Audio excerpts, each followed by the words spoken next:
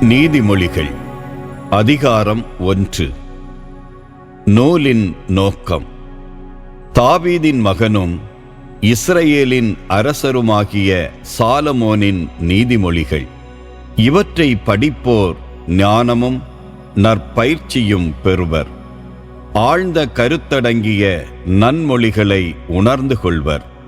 நீதி, நேர்மை, நடுநிலை நிறைந்த விவேக வாழ்க்கையில் பயிற்சி பெறுவர். அறிவற்றோர் இவற்றால் கூரறிவு பெறுவர். இளைஞர் அறிவும் விவேகமும் அடைவர். ஞானமுள்ளோர் இவற்றை கேட்டு அறிவில் இன்னும் தேர்ச்சி அடைவர். நுண்மதி உடையோர் வழிகாட்டும் திறமை பெறுவர். நீதிமொழிகளையும் உவமைகளையும் ஞானிகளின் நன்மொழிகளையும் புதிர் மொழிகளையும் அவர்கள் உய்த்துணர்வார்கள். இளைஞர்களுக்கு நல்லுரை. ஆண்டவரிடம் கொள்ளும் அச்சமே ஞானத்தின் தொடக்கம். ஞானத்தையும் நற்பயிற்சியையும் மூடரே அவமதிப்பர். பிள்ளாய், உன் தந்தை தந்த நற்பயிற்சியை கடைபிடி. உன் தாய் கற்பிப்பதை தள்ளிவிடாதே. அவை உன் தலைக்கு அணிமுடி, உன் கழுத்துக்கு மணிமாலை. பிள்ளாய், தீயவர்கள் உன்னை கவர்ச்சியூட்டி இழுப்பார்கள். நீ அவர்களுடன் போக இணங்காதே. அவர்கள் உன்னை பார்த்து, எங்களோடு வா, பதுங்கி இருந்து எவரையாகிலும் கொல்வோம். யாரேனும் ஓர் அப்பாவியை ஒளிந்திருந்து தாக்குவோம். பாதாளத்தைப் போல நாம் அவர்களை உயிரோடு விழுங்குவோம். தன்னிடம் வருவோரை படுகுழி விழுங்குவது போல நாமும் அவர்களை முழுமையாக விழுங்குவோம். எல்லா வகையான அரும் பொருட்களும் நமக்கு கிடைக்கும். கொள்ளையடித்த செல்வத்தால் நம் வீடுகளை நிரப்புவோம். நீ எங்களோடு சேர்ந்து கொள், எல்லாவற்றிலும் உனக்கு சம பங்கு கிடைக்கும் என்றெல்லாம் சொல்லுவார்கள். பிள்ளாய், அவர்களோடு சேர்ந்து அவர்கள் வழியில் செல்லாதே. அவர்கள் செல்லும் பாதையில் அடி வைக்காதே. அவர்களுடைய கால்கள் தீங்கிழைக்க துடிக்கின்றன, இரத்தம் சிந்த விரைகின்றன.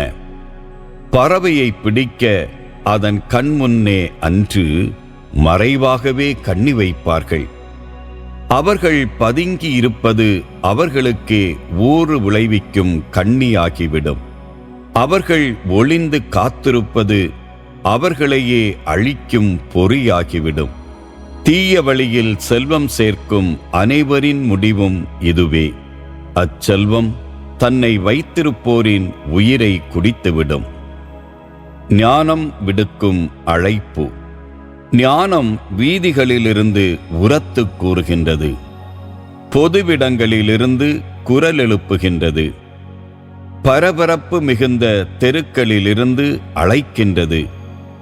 நகர வாயில்களிலிருந்து இவ்வாறு முழங்குகின்றது. பேதையரே, நீங்கள் இன்னும் எவ்வளவு காலம் உங்கள் பேதமையில் உழல்வீர்கள்? இகழ்வார் இன்னும் எவ்வளவு காலம் இகழ்வதில் மகிழ்வு காண்பர்? முட்டாள்கள் இன்னும் எவ்வளவு காலம் அறிவை வெறுப்பார்கள்? என் எச்சரிக்கையை கவனத்தில் கொள்ளுங்கள். நான் என் உள்ளத்தில் இருப்பதை உங்களுக்குச் சொல்வேன். என் செய்தியை உங்களுக்கு வெளிப்படுத்துவேன். ஏனெனில் நான் கூப்பிட்டேன், நீங்களோ செவிசாய்க்க மறுத்தீர்கள்.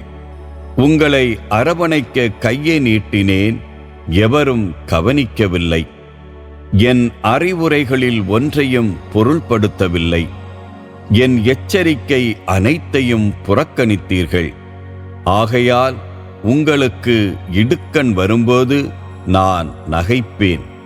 உங்களுக்கு பெருங்கேடு விளையும் போது ஏளனம் செய்வேன்.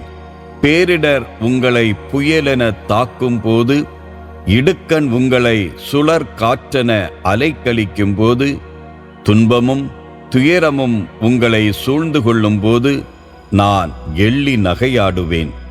அப்பொழுது நீங்கள் என்னை நோக்கி மன்றாடுவீர்கள். நான் பதிலளிக்க மாட்டேன். ஆவலோடு என்னை தேடுவீர்கள். ஆனால் என்னை காணமாட்டீர்கள். ஏனெனில் நீங்கள் அறிவை வெறுத்தீர்கள், ஆண்டவருக்கு அஞ்சி நடப்பதை தேர்ந்து கொள்ளவில்லை. நீங்கள் என் அறிவுரையை ஏற்கவில்லை, என் எச்சரிக்கை அனைத்தையும் அவமதித்தீர்கள். நீங்கள் உங்கள் நடத்தையின் பயனை அடைவீர்கள். சூழ்ச்சி செய்து நீங்களே சலித்துப் போவீர்கள். பேதையரின் தவறுகள் அவர்களையே கொன்றுவிடும். சிறுமதியோரின் பொய்யான தன்னிறைவு அவர்களை அழித்துவிடும்.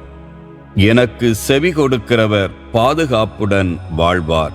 தீங்கு வரினும் அச்சமின்றி மன அமைதியுடன் இருப்பார்.